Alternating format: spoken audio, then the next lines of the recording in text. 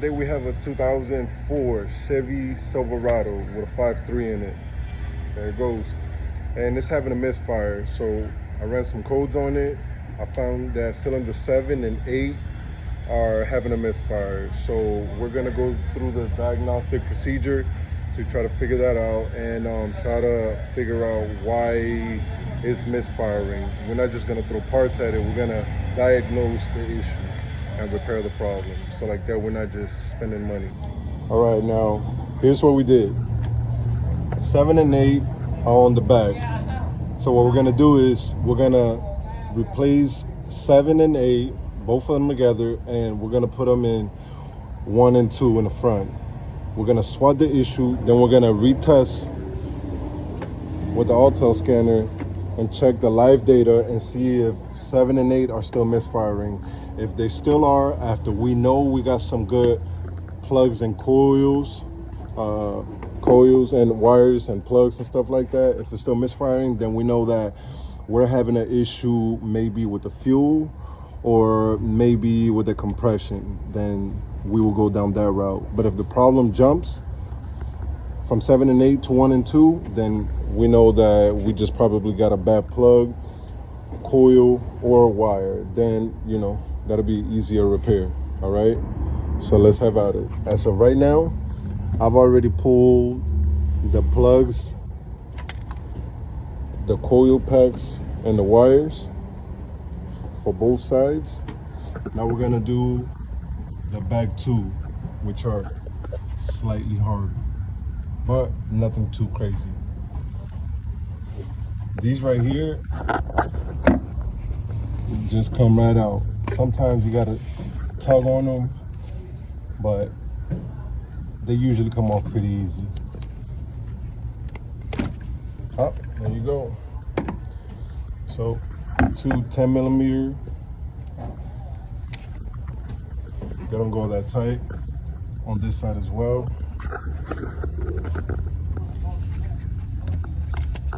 There you go. Try to keep everything on the side that it belongs. So like that, you don't mix anything up. You cannot mix any of these parts up when you're doing a job. So these are from the first cylinders. I have them separated, right, with the plug. And then for the back two, I'm gonna put them on the firewall. So like that, we know we're not mixing them. All right, so we're gonna work on these back ones, right? So I'm working with a 1/4 inch drive, right, and a 10mm. So you stick that bad boy back here, no extension needed, and turn and get it off. I already loosened it. And then the same with this side. All right, 10mm on both, 1/4 inch drive, right? So then we're gonna take those off, right? Keep them over here safe, and take the bottom one off as well. Before we get it off, so that we have some leverage, let's get the harness out. All right, boom. Now we're mining. Now let's make sure we don't drop this guy when we take him out. He should come right out.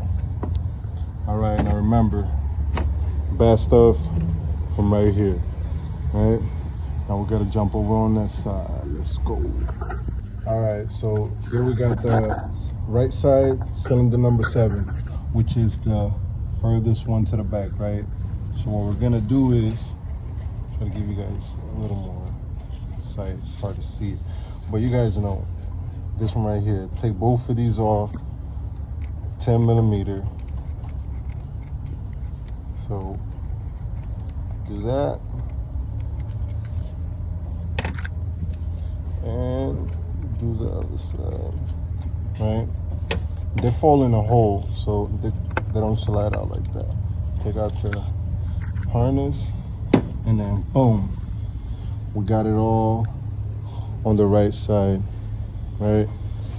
Try to keep everything together so that we don't have any confusions, all right? So now we go to the spark plug. I did it with a 3/8 drive. You have more than enough room to get in here and break it down, right? Mine is already loose. For the sake of time, you guys know how to turn a wrench, and there's plenty of room. That's a good thing about American cars. Now we're gonna pull out cylinder number 8. That's the last spark plug that I had to do. And they don't look bad, honestly. It looks like they were replaced. I do see some dirt, but that's probably from, hitting something when I pulled it out. But they don't look bad. They actually look pretty new, right? But that doesn't mean anything. We already know that, all right. Now that that's done, so cylinder 8 and cylinder 7 had a misfire. What I did was I replaced 7 and 8 with 1 and 2, right? So now if it is the spark plugs or the coil packs or the wires, the problem should jump to 1 or 2. That means that, we have properly diagnosed the problem. But if the problem still stays, even though now we do know we have two good coil packs and wires and plugs, then we would know, if it stays, we know we got further testing to do. So now to the fun part. Let's go. All right, now that we have cleared everything, we see that we don't have no misfires. Cylinder 1 is having occasionally, but I see that it's going out too, right? Could all be the same problem. But even though the coil packs and plugs and wires are replaced, we're still having an issue in the same 2 cylinders, 7 and 8. So we know one thing, our plugs and our coil packs and our wires are a-okay.